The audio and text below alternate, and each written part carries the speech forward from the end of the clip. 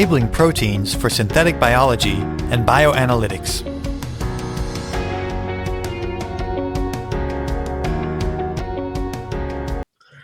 Hello everyone. Today we are going to talk about molecular interactions in drug development. This is a webinar presented by RNAct.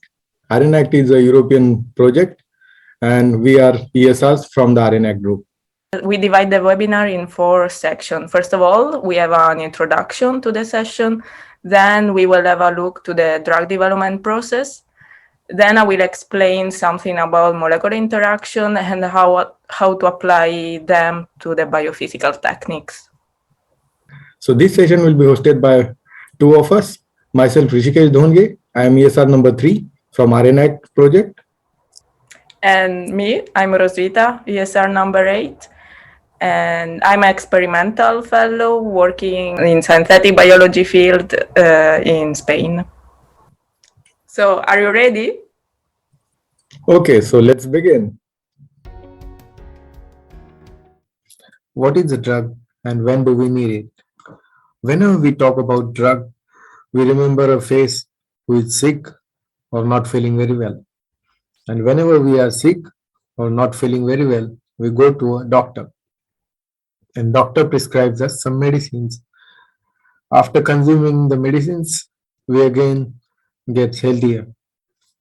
These medicines come in different forms and shapes and colors like this.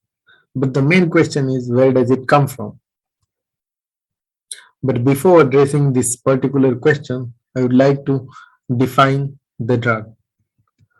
So, the drug is a product that is used or intended to be used to modify or explore physiological systems or pathological states for the benefit of the recipient. Now, coming back to the previous question, where does it come from? So, the drugs are generally product of the huge process which is called as drug development process. This particular process comprised of 5 different steps. The first one is drug discovery and development. Another one is preclinical research. Then comes clinical research, FDA review, and safety monitoring. These 5 steps are quite broad and provide an overview for the drug development process. So we will start from the first step, drug discovery and development, which again contains several sub-steps inside it, like target discovery, target validation. Here, target is a particular gene or protein or any substance in our body that we are targeting through a drug. And then lead generation and refinement. Don't worry about the lead. We'll just explain it what it is right now. Lead compound is basically a chemical compound that shows desired biological or pharmacological activity and may initiate the development of new clinically relevant compound. For example, morphine. Morphine is a painkiller. Now moving to the next step, the preclinical research. It comprises of analysis of several properties, including ADMET. Here each letter stands for one particular property. A stands for absorption, D stands for distribution, M stands for metabolism, E stands for excretion, and T stands for toxicology. Then drug delivery. Most common drug delivery modes are by swallowing the pills or intravenous injections, but there might be some other drug delivery modes as well. So it basically depends on the drug that we are developing. After drug delivery, it comes the formulation optimization and bioavailability. Bioavailability generally refers to the target where the drug reaches and by how much amount. Then dose range findings. It is quite important. We'll explain the properties via an example. After administrating the drug into the body absorbs it and then distributes it across the body and metabolizes the drug. And after metabolism and its proper functioning, it also needs to be excreted from the body. Then comes the clinical research part. Clinical research comprised of 4 different phases. The first phase includes healthy volunteers. Second, third, and fourth phases are commonly comprised with the disease condition patients or volunteers. We will try to explain this clinical research step using a table. First phase generally comprised of 20 to 100 healthy volunteers, and it may last from 1 month to several months. And the main purpose of the first phase of the clinical trials is checking the safety and dosage of the particular drug. If the drug passes first phase, then it moves on to the second phase, which comprises of several hundred people with the disease condition, and it may last from several months up to 2 years. The main purpose here is to check efficacy of the drug and is there any side effects. If drug passes the second phase, then it moves on to the third phase, and third phase comprised of 300 to 3,000 volunteers with the disease condition, and it may last from 1 year to 4 years. And the main purpose here is to check efficacy and monitor is there any adverse reactions of the particular drug. If the drug passes all these three phases, then it moves on to the fourth phase where there are several thousand volunteers with the disease condition, and the length of the fourth phase is from several months to 2 years. And the purpose here again is to check safety and efficacy of the particular drug. If the drug passes all these four phases, then it moves on to the next step, which is FDA review and the monitoring. Before that, again coming back to the clinical research, as we mentioned, the main purpose of the clinical research is checking the dosage studies and safety and efficacy of the drug. The safety and efficacy of the drug is particularly dependent on pharmacokinetics and pharmacodynamics. These two terms may seem quite a bit intimidating, but don't worry, we got you. The pharmacokinetics and pharmacodynamics. If we separate each word into two different words like pharma and then kinetics, then we can say, or it will be more clear to understand the meaning of these words. So for pharmacokinetics, the first word will be pharma, and then the second word would be kinetics, which means the drug movement. Same goes for the pharmacodynamics. The pharma means drug and dynamics, which means energy or power. Pharmacokinetics is the study of what the body does to the drug. Here, the main focus is on the body and not on the drug. Pharmacodynamics is the study of what the drug does to the body, and here the main focus is on the drug. So pharmacokinetics generally refers to the movement of any drug going into, through, and out of the body, and pharmacodynamics refers to how the drug works and how it exerts its power on the body. To summarize pharmacokinetics, we can say pharmacokinetics is the study of concentration versus time, and for pharmacodynamics, it's effect versus time. Now coming to the next step, which is FDA review, comprises of filing several applications, and then based on that application, FDA, which stands for Food and Drug Administration, and then if the FDA approves the drug, then the drug registration part. And once the drug is in market, then it needs to be monitored for any adverse effects, and it is monitored by FDA adverse event reporting system, and all the information is available in this particular system. Now to summarize the whole drug development process, it looks something like this, including all the sub-steps of these 5 important major steps. Moving on from the drug development process, the binding reactions play quite important role in the whole drug development process. Here, consider D as drug and R as receptor. This drug and receptor binds to each other through binding reaction like this. But there are several other factors which play quite important role, and to measure this rate of binding reaction or interaction, we have K on and K off. K on decides how fast these two will interact to each other or bind to each other, and K off decides how fast these two will be separated from each other after binding. We have one more parameter to compute the rate of binding and dissociation, which is called KD. We can also call this as dissociation constant, and it can be defined as K off divided by K on, or in terms of concentration is concentration of drug and concentration of receptor divided by concentration of complex, and the unit of dissociation constant is molar. Key driving forces of drug binding are compensated by enthalpy and entropy. So what is enthalpy and entropy? Entropy is a measure of randomness or the extent of disorder of a chemical process. And enthalpy represents the measure of total energy of a thermodynamic system, or we can say enthalpy is a measure of heat change of reaction occurring at a constant pressure. So we have already discussed the stage in the drug development process and the model of binding of drug and a compound. Now we can have a look to forces that drive the drug development process. They can be classified in intramolecular forces, that are any force that bind atoms together, making up a molecule or a compound.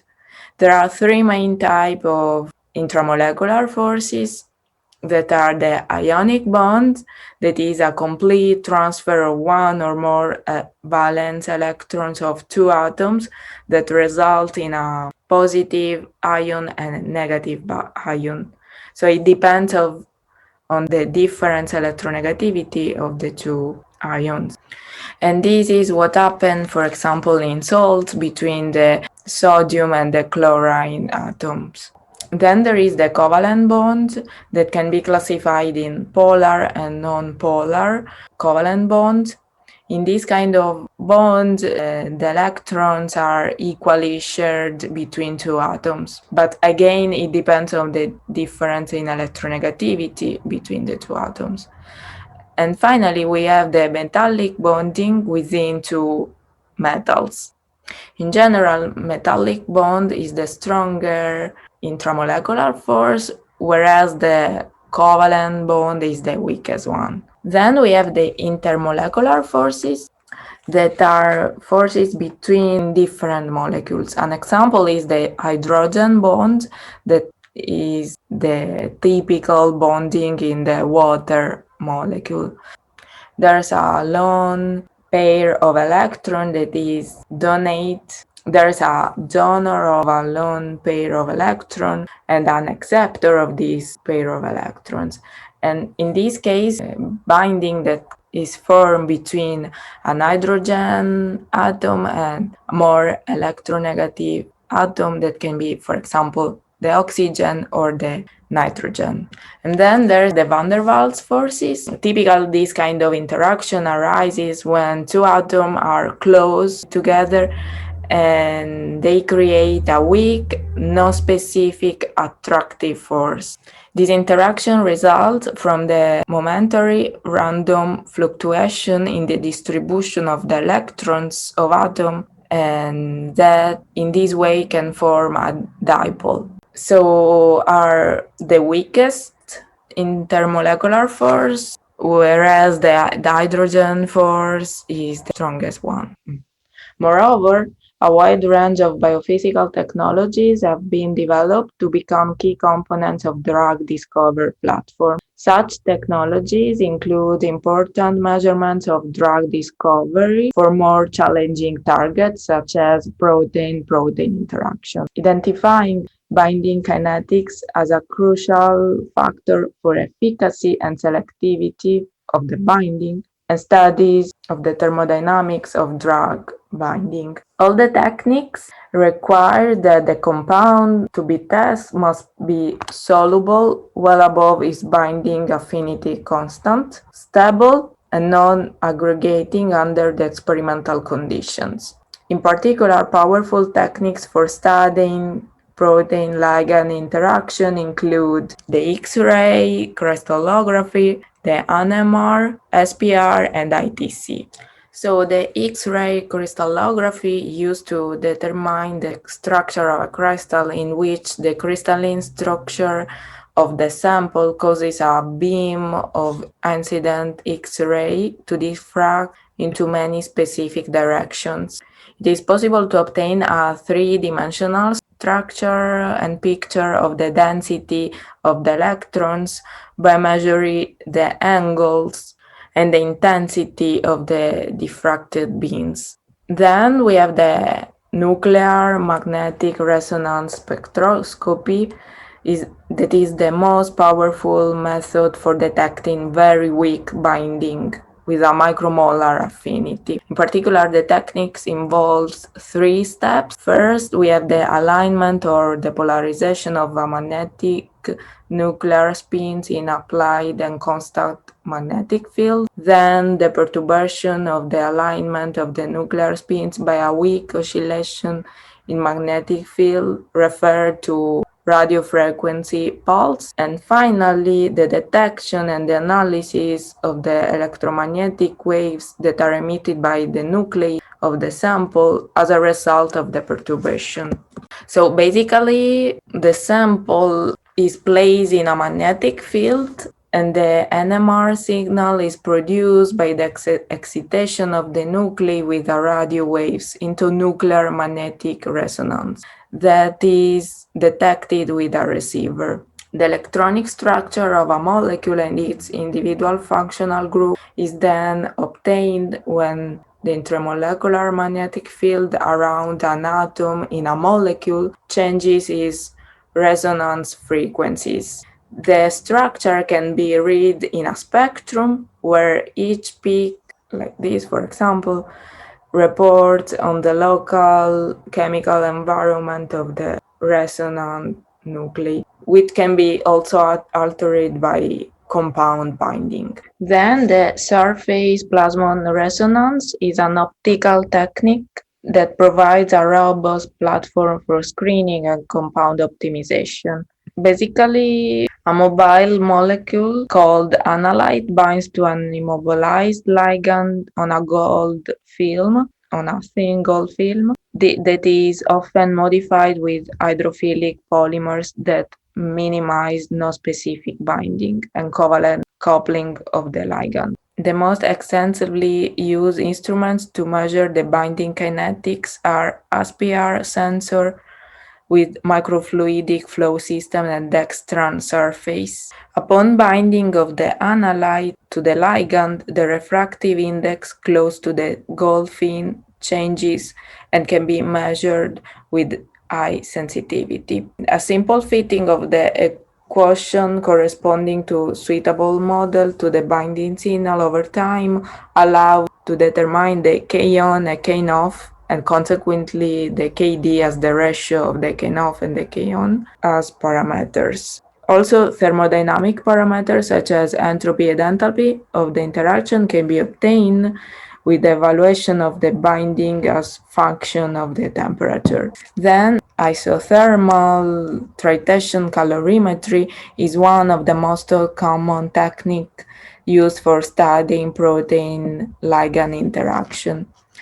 ITC measure the generation or consumption of the heat following titration of a ligand into a protein or the reverse. The data that can be obtained include binding affinity, enthalpy, entropy changes, and binding stoichiometry and heat capacity related to structural integrity of the protein of the sample. And the simplest experiment of ITC that is commonly used is the direct binding titration, in which the heat change upon binding is monitored as small a liquid of a concentration of a concentrated compound solution that is injected onto a solution containing the target at constant temperature. So yeah, it's a solution-based techniques. Is not so high sensitive because milligrams of protein and high compound solubility are required. But the advantage is to have a direct binding measurement. And as I said before, the stoichiometry of the binding can be obtained. So in summary, during this webinar, we discuss about the clinical trial process in drug development, the pharmacokinetics and pharmacodynamics event. The first is the drive the drug development process and the biophysical techniques that are in use right now to detect protein ligand interaction. Thank you, Rosita. That was beautifully explained. If you have any question, you can contact us on the social media and we will be happy to answer you. Thank you, everyone.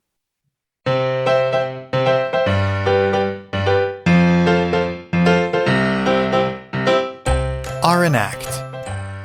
To learn more about this project and its progress, you can follow us on several social media channels, with all the relevant information available at www.rnact.eu.